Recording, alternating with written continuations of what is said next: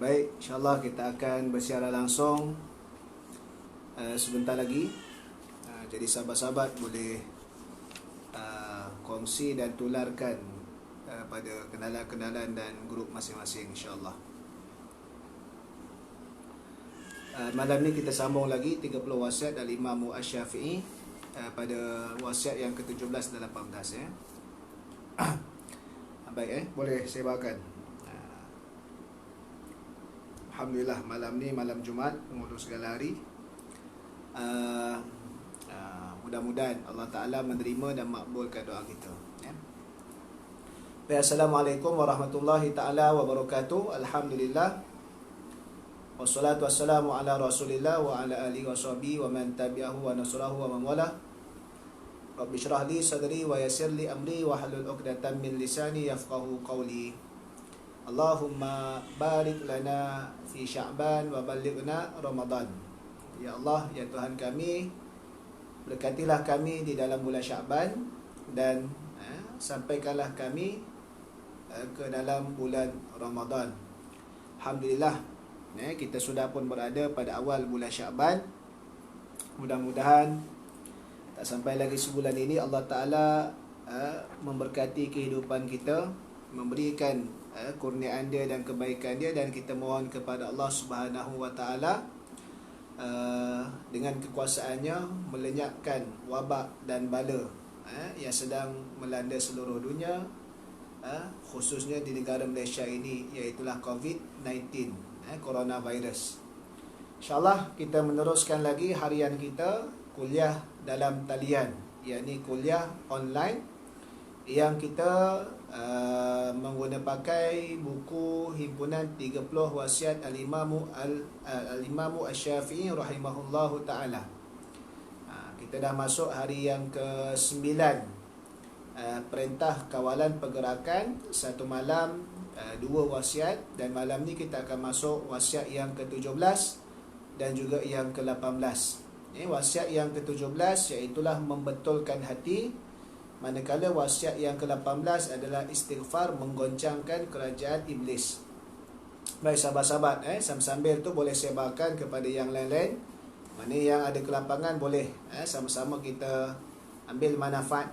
Dah tak dapat kita berada bersama-sama di dalam bangunan masjid, kita mudah-mudahan berada di alam maya ni dengan niat yang sama, tujuan yang baik, insyaAllah Allah Ta'ala berkati. Baik, wasiat Al-Imam Asy-Syafi'i rahimahullah ta'ala yang ke-17 iaitulah hati adalah raja dalam diri.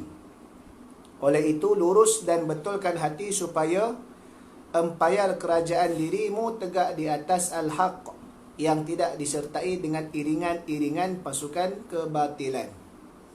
Itu wasiat Al-Imam Asy-Syafi'i yang mana berkenaan dengan membetulkan hati.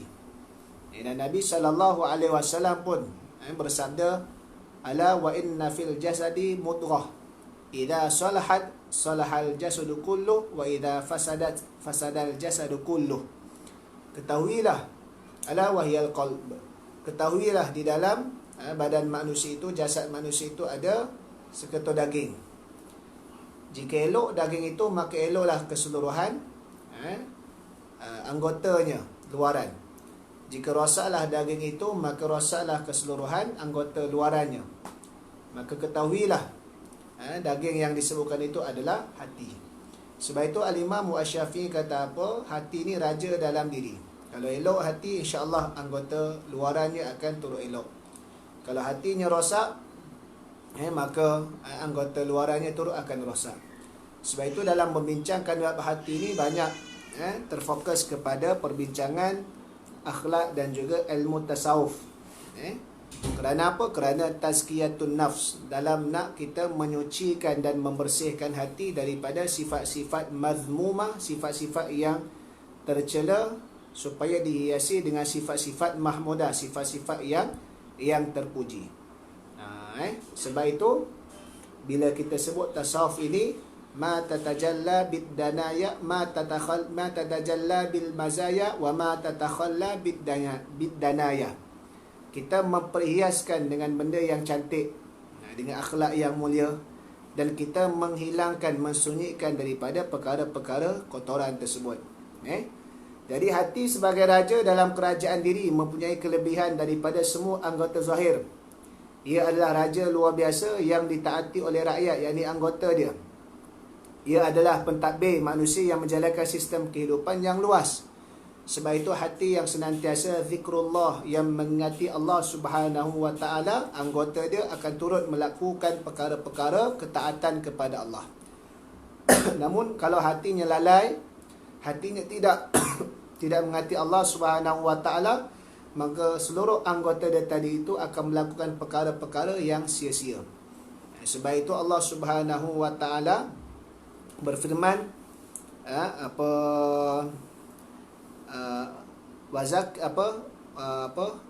dalam surah Asy-Syams, wa nafsin wa ma sawwaha fa alhamaha fujuraha wa taqwaha qad aflaha man zakkaha wa qad khaba man dassaha.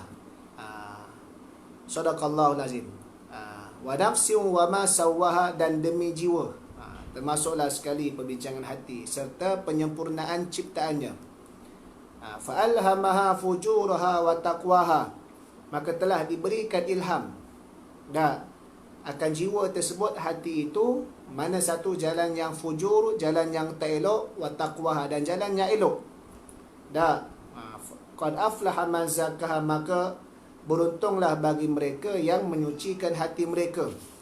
Wa qad khaba man dassaha, maka rugilah bagi mereka yang mengotori hati mereka. Sebab itu secara asasnya hati kita ni telah dikurniakan oleh Allah perasaan yang secara lumrah semula jadinya, hati kita ni cenderung dan merasa tenang kepada perkara-perkara kebaikan. Sebab Nabi SAW kata apa? Wal birru ma itma'annat ilaihil qalbu. Benda kebajikan ni benda yang hati rasa tenang. Kita zikir, kita rasa tenang. Kita buat ibadah, kita rasa tenang. Nak kata tenang, tak tenangnya kita ni, cuba tanya kaum lelaki masa ada Jumaat sebelum daripada ni, dengar khutbah sampai boleh tertidur. Tenang sangat. Itu terlampau tenang, tak betul juga. Baca Quran sampai nguak-nguak, tenang sangat. Itu pun tak kena. Jadi nak kata albirru ma itma'annat ilaihin nafsu. Benda kebajikan itu, benda baik itu Nabi sebut yang hati dia tenang. Sebab itu ala bi dzikrillahi tatma'innul qulub. Ketahuilah dengan berzikir mengati Allah, hati akan merasa tenang. Perkara dosa wal ithmu ma haka fi nafsi wa taraddada fi sadri. Benda-benda kejahatan ni lumrahnya hati tu tak tenteram dan dia akan rasa berbolak-balik. Nak mencuri dia berbolak-balik, nak buat tak nak, nak buat tak nak. Nanti kalau kantoi kena tangkap, malu, kena hukum dan seumpamanya. Sebab itu adalah lumrah, melainkan bagi hati yang telah mati, yang telah dipatri oleh Allah, maka hati dia telah mati, dia tak merasa apa-apa. Sebab itu dalam keadaan kita nak menilai hati kita, secara orang awamnya, hati yang kalau buat baik, mula-mula bila dia buat baik dia rasa terbeban. Namun dalam masa yang sama, kalau dia buat maksiat dia akan rasa menyesal. Maka kalau kita usaha, kita bersihkan hati lagi, maka tahap hati itu dia akan, bila dia buat baik, dia merasai akan seronok. Dia akan merasai seronok tadi itu. Kita tarbiyah, kita bersihkan hati kita lagi sampai tahap kalau kita tak buat benda sunat, kita akan rasa gelisah. Bukan sekadar tak buat benda fardu lagi lah, mendatangkan dosa. Tapi benda sunat dia tak buat pun dia akan rasa gelisah. Kerana apa? Hilangnya fadilat, pahala-pahala yang sepatutnya dia boleh kejar. Alhamdulillah, pajam jelas. Terima kasih. Adapun kalau hati tadi terus dikotori, maka hati itu sampai tahap dia buat dosa, dia tak rasa apa-apa. Dia tak rasa bersalah, dia tak rasa nak taubat. Bila dibiarkan hati tadi semakin teruk, maka dia buat dosa, dia bangga pula. Atau kononnya, dia tak tutup aurat tapi dia bangga. Walaupun tak tutup aurat, tak semayang, tapi dia punya kekayaan melimpah ruah. Kekayaan yang dimiliki dari sudut material dunianya mengatasi orang lain.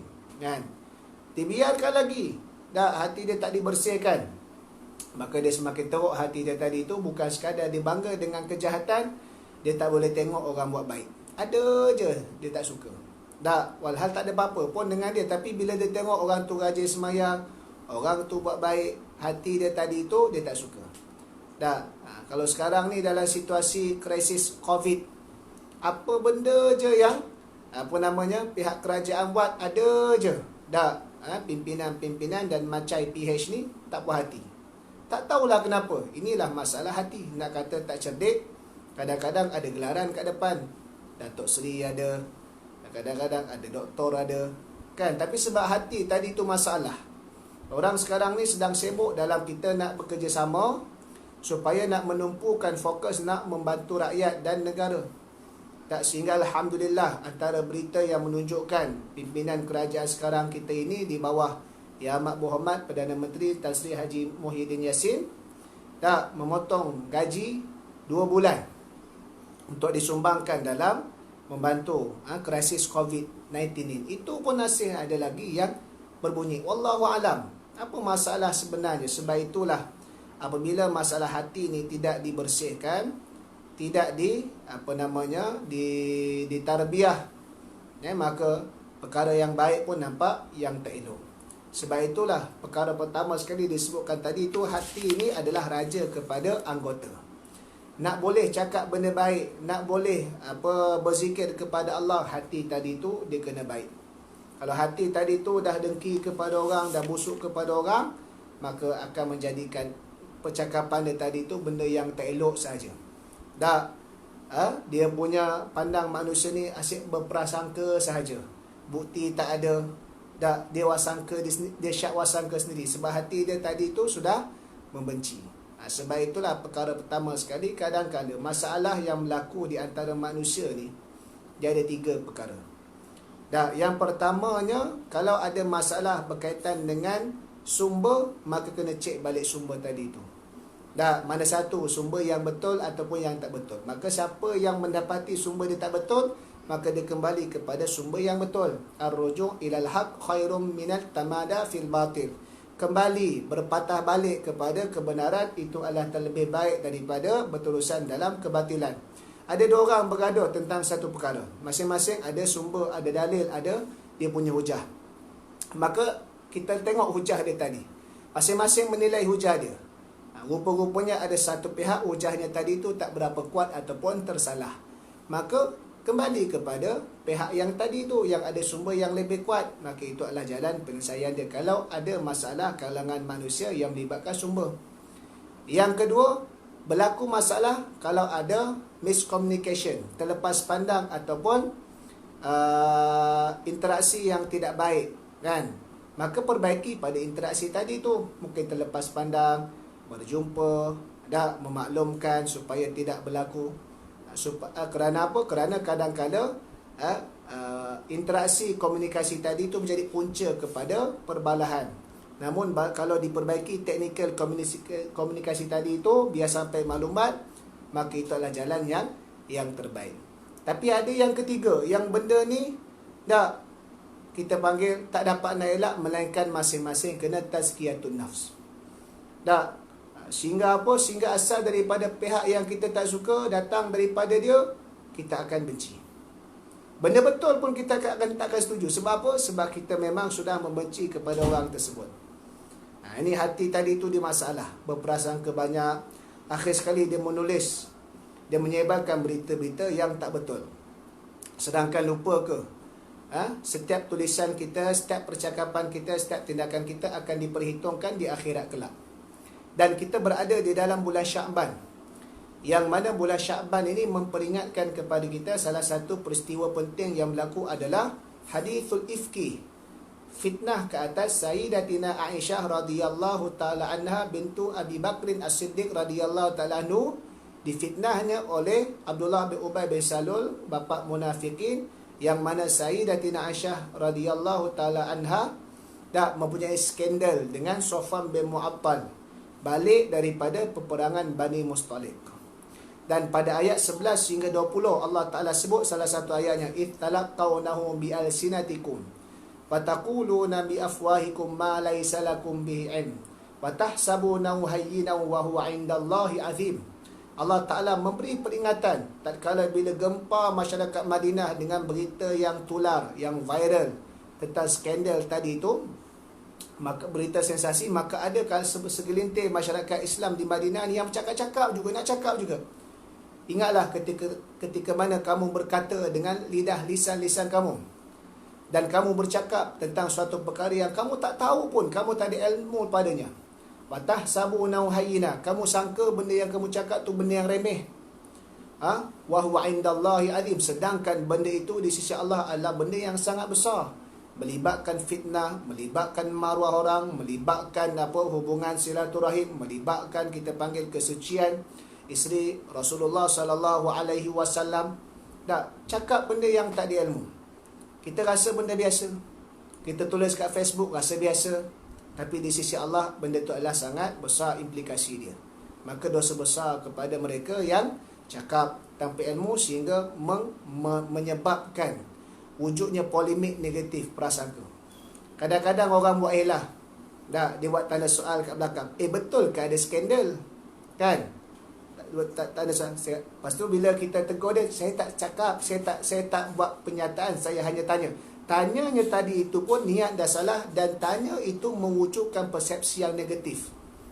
Kita rasa biasa, tapi kena ingat di akhirat benda tu besar. Ni bulan Syaban. Bulan Syaban berlaku hadithul ifki. Nanti boleh kita tadabbur ayat. Tengok surah An-Nur juzuk yang ke-18, ayat 11 hingga 20, serta sambungan dia 21 sampai 25. Allah Ta'ala menurunkan ayat membersihkan Sayyidatina Aisyah radhiyallahu ta'ala anha daripada tuduhan fitnah, skandal dengan Safwan bin Mu'attal. Nak katanya lebih 20 hari ketika itu wahyu Allah tak turun sehingga gegak gempita ataupun gempanya masyarakat Islam di Madinah dengan cerita sensasi yang disebarkan tadi itu, walhal ia adalah fitnah. Samalah juga macam zaman sekarang ni. Tengok di Selangor sekali sendiri pun, dalam pembukaan sidang Dewan Undangan Negeri, pembukaan titah yang Duli Yang Maha Mulia Sultan Selangor dah tegaskan kerajaan yang ada pada hari ini bukanlah kerajaan pintu belakang.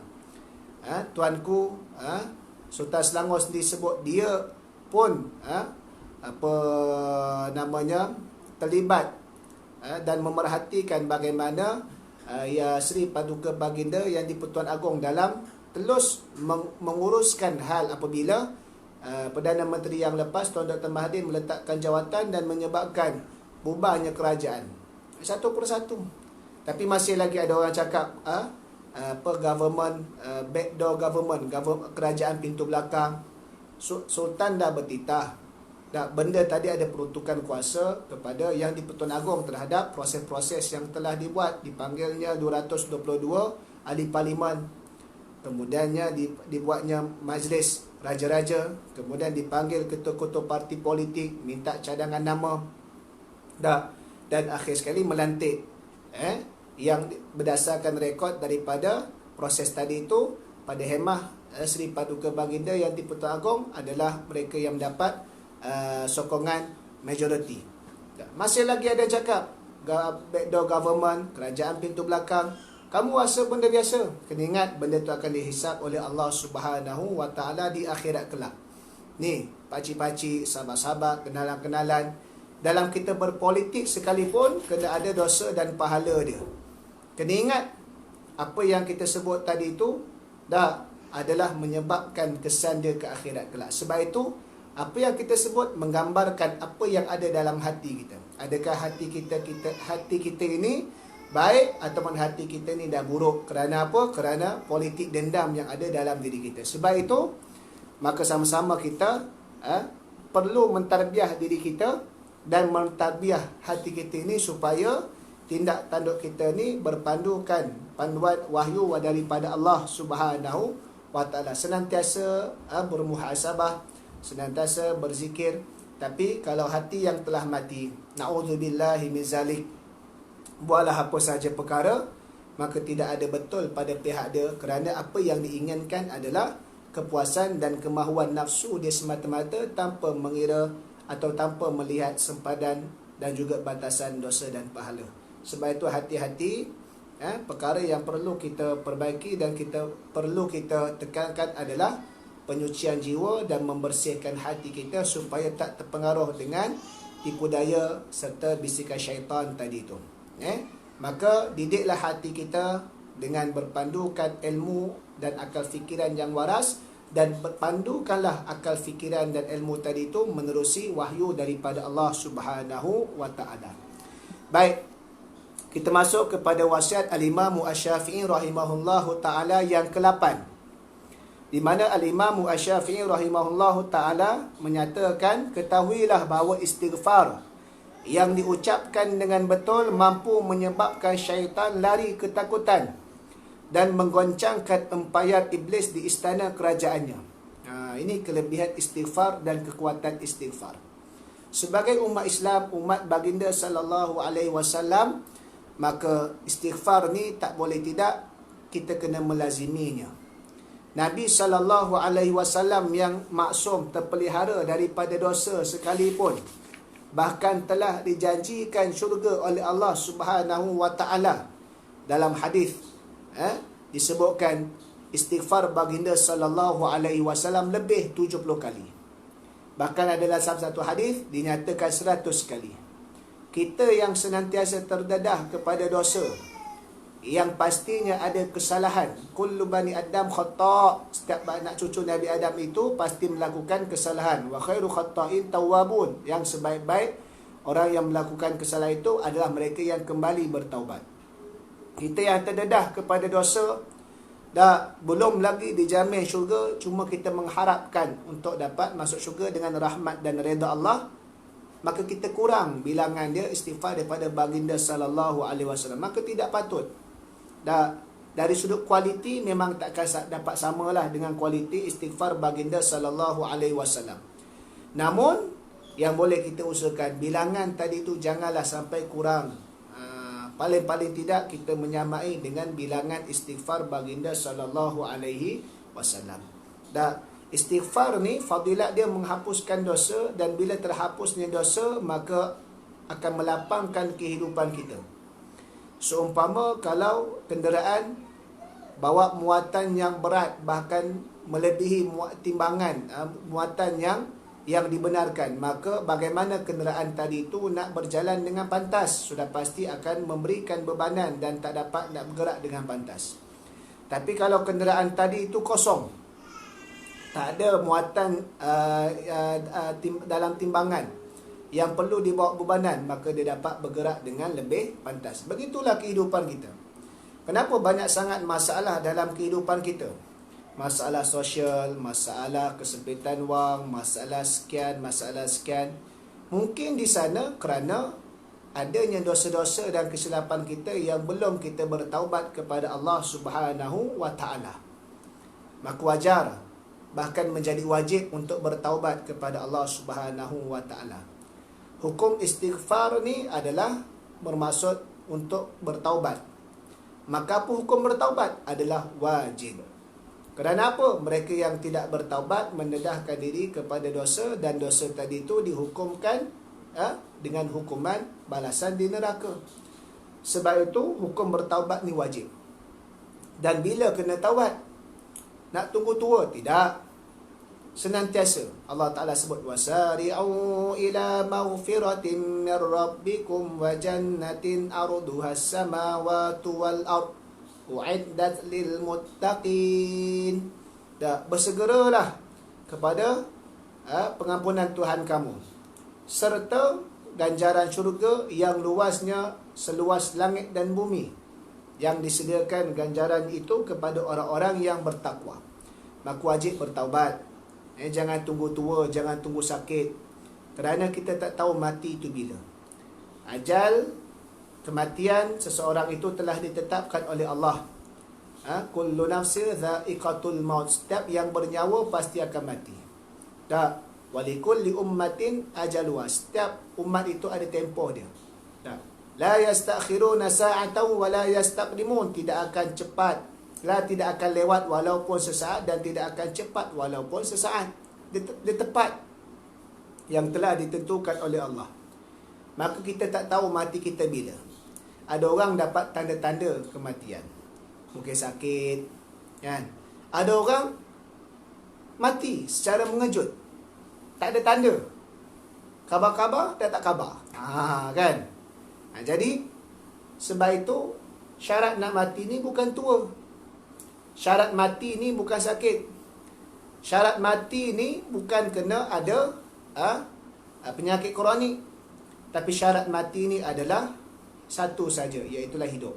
Siapa yang hidup pasti akan mati. Tidak ada siapa yang dapat lari daripada kematian. Itu dia.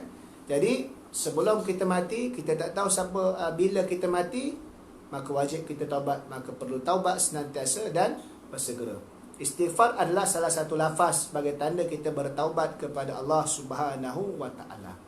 Para nabi yang maksum, yang diampunkan dosa oleh Allah pun bertaubat, beristighfar kepada Allah Subhanahu wa taala. Apatah lagi kita sebagai manusia. Nabi Adam sekalipun diajarkan oleh Allah kalimat taubat. Fatalaqa Adamu rabbahu kalimatin fataba alaihi innahu huwat tawwabur rahim. Bila Nabi Adam dihantar oleh Allah ke bumi ini, maka Allah Ta'ala, Nabi Adam meminta kepada Allah untuk diajarkan kalimah taubat. Dan bertaubat. Maka Allah Subhanahu wa taala menerima taubat lagi Maha mengasihani. Di antara doa taubat Nabi Adam alaihissalam, Rabbana zalamna anfusana wa illam taghfir lana wa tarhamna lanakunanna minal khasirin. Wahai Tuhan kami telah menzalimi akan diri kami. Sekiranya kamu tidak mengampuni kami dan tidak mengasihani kami, nescaya kami termasuk kalangan orang-orang yang rugi. Nabi Yunus alaihissalam pun zikir taubat dia itu yang masyhur, la ilaha illa anta subhanaka inni kuntu minadh zalimin. Tidak ada Tuhan yang selayaknya disembah melainkan Engkau ya Allah.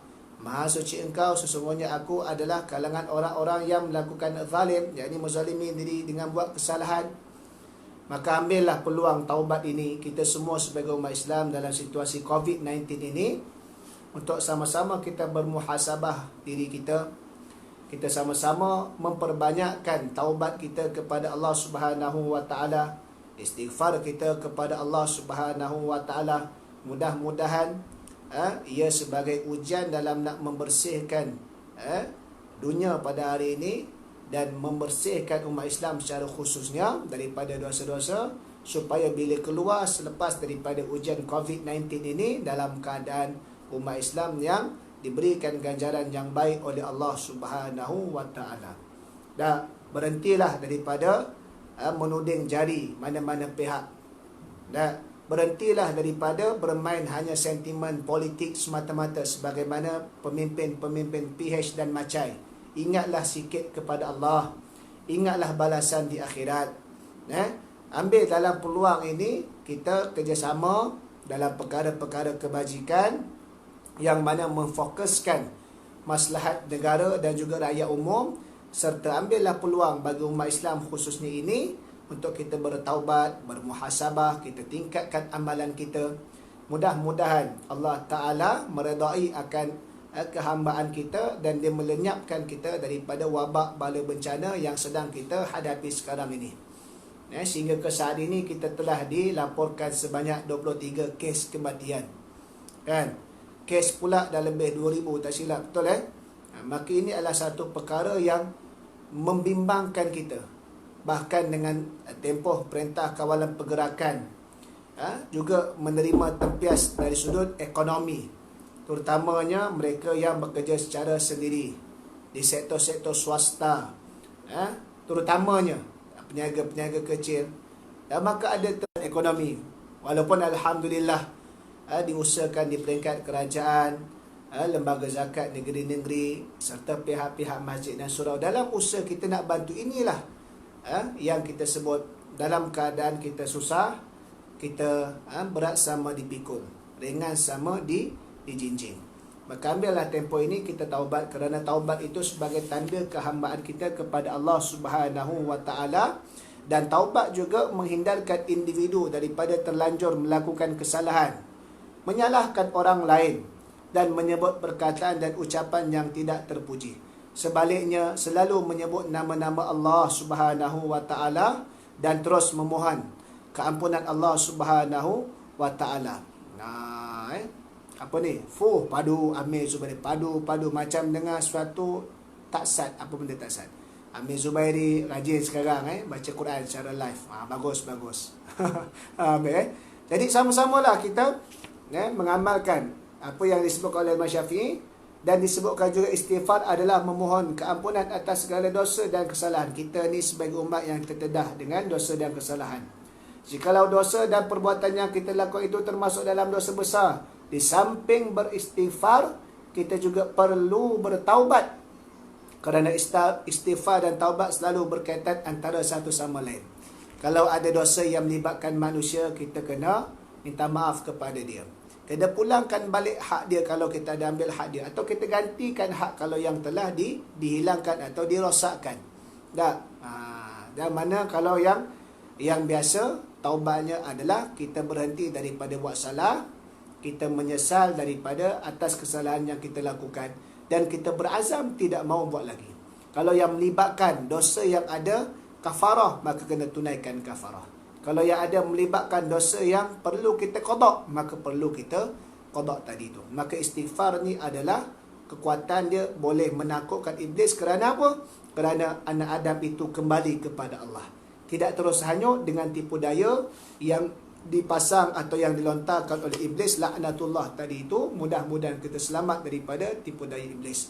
Jadi sekadar itu sajalah dua wasiat Al-Imam Asy-Syafi'i berkaitan dengan membetulkan hati dan juga istighfar. Mudah-mudahan kita dapat mengambil manfaat. Nanti insya-Allah kita akan sambung lagi bab ataupun wasiat, dua lagi wasiat 19 dan 20 pada esok malam insya-Allah, sehingga selesai 30 wasiat Al-Imam Asy-Syafi'i. Kemudian berbaki hari-hari kawalan pergerakan, perintah kawalan pergerakan, kita akan baca kitab yang lain pula. Jadi sebelum kita akhiri, marilah sama-sama kita berdoa. Bismillahirrahmanirrahim. Alhamdulillahirabbil alamin, wassalatu wassalamu ala asyrafil anbiya'i wal mursalin wa ala alihi wa sahbihi ajmain. Allah ya Rahman ya Rahim, antal ghani wa nahnu fuqara'u ilaika, birahmatika nastaghithu wa bifadlika narju wa bishifaika nad'u, anta rabbul mustad'afin, idhhab anna hadzal bala wal waba birahmatika ya arhamar rahimin. Allahumma shfi mardana wa mardal muslimin, fallahu khairun hafidha wa huwa khairul hafidhin. Bismillahilladzi la yadurru ma'asmi syai'un fil ardi wala fis sama' wa huwas sami'ul alim. Anta ya rabbal alamin, anta ya dzal jalali wal ikram, idfa'anna min kulli bala'id dunya wa adzabil akhirah. Allahumma kshif annal waba wal bala wal amrad wal mihan wal fitan ma dhahara minha wa ma batan, ma la yakshifu anhu ahadun ghairuka. Wa sallallahu ala sayyidina Muhammad wa ala alihi wa sahbihi wa baraka wa sallam, walhamdulillahi rabbil alamin. Terima kasih.